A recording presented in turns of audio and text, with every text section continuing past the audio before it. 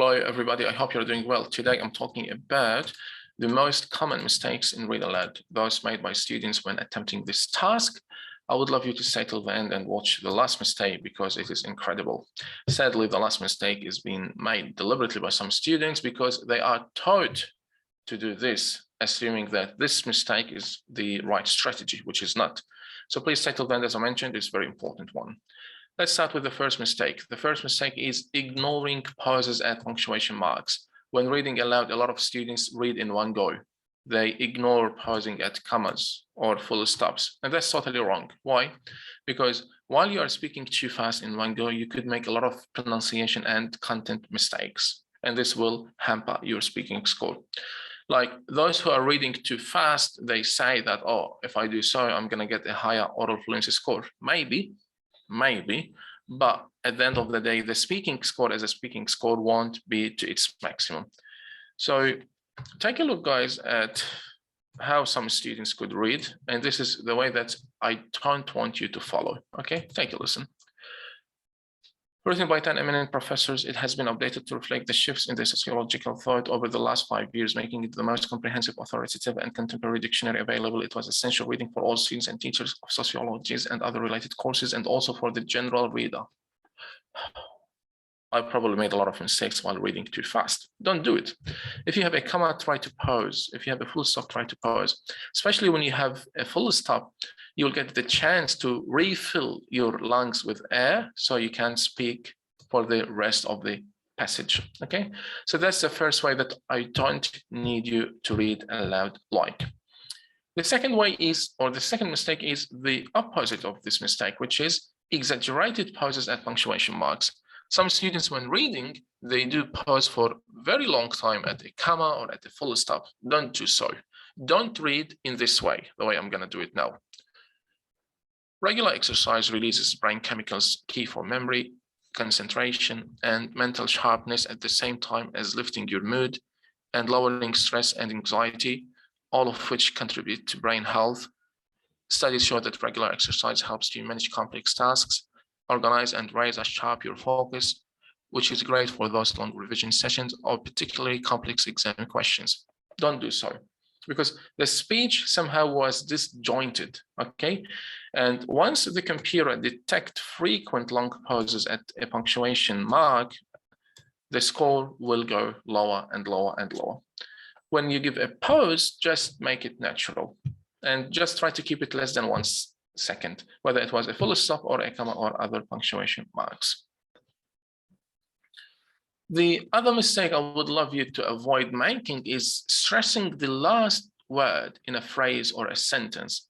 Like too many students, probably because of the tone or the intonation in their native language, they do stress the last couple of words, like the last 1 or 2 words in each sentence or phrase. Don't do so. Don't read in this way. A supercomputer simulation by an international team of researchers has shown the formation of a rapidly growing star from supersonic gas streams in the early universe left over from the Big Bang. The star ends its life with catastrophic collapse to leave a black hole with a mass of 34,000 times that of the sun. So as you see, all the time the intonation was going up at the end of each phrase, whether it was a noun phrase or a verb phrase, okay? So avoid doing so. The other mistake I would love you to avoid, and this is a very common mistake, dropping the last sound or letter, if you want to take it as easy as is, dropping the last sound or letter in some words. The content will be going way, way, way less. Something like this. Don't do what I'm going to do right now. The finding of modern research support the view that the evolution of primitive man and its culture should be regarded as unity. Yet this unity is exceeding complex, and future research will doubtless enable us to make us find a distinction between the period that people compose it. So as you see, I made too many mistakes deliberately. I didn't say the S here. I didn't say findings, I said finding. I didn't say regarded, I said regard. I dropped the last syllable or the last sound. I didn't say exceedingly, I said exceeding. I didn't say distinctions, I said distinction, yeah? And I didn't say periods, probably I said period. And composed was pronounced as compose. So imagine in this read aloud, I made 1, 2, 3, 4, 5, 6 content error. Okay, probably here I added some word while reading aloud, I'm not sure, but at least I made some 6 content error. Okay, and this will jeopardize my content score, which will be reflected to the reading section. So try not to do this. The other mistake I would love you to avoid is stressing helping words and reading like a robot. Don't do this, what I'm gonna do. Films can be compelling when used well. They have the power to change people's perspectives and outlook on life. When we consider it in education, it has become one of the ideal teaching methods for various reasons. It helps to motivate learners to be more productive and look on a positive side of life. Da, da, da, da, da, da, da, da. Yeah, blah, blah, blah, blah. So like speaking like a robot, that's a robotic voice, speaking word by word, this definitely will jeopardize your pronunciation and your speaking score. The very simple strategy is when you have a helping word next to a main word, read them as one word, put less stress on the helping word and more stress on the main word. Like here, it helps, don't say it helps together to motivate, da, yeah? Or here, like 4 words, I could pronounce them as one word, to be more productive, da, to be more productive, okay? So let me try reading this with proper sentence level stress. Films can be compelling when used well. They have the power to change people's perspectives and outlook on life.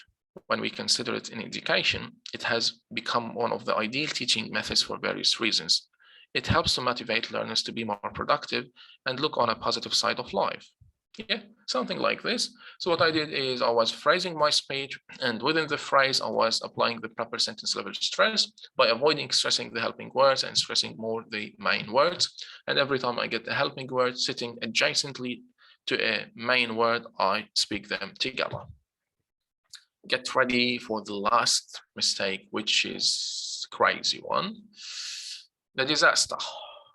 Reading one sentence only. Don't do so.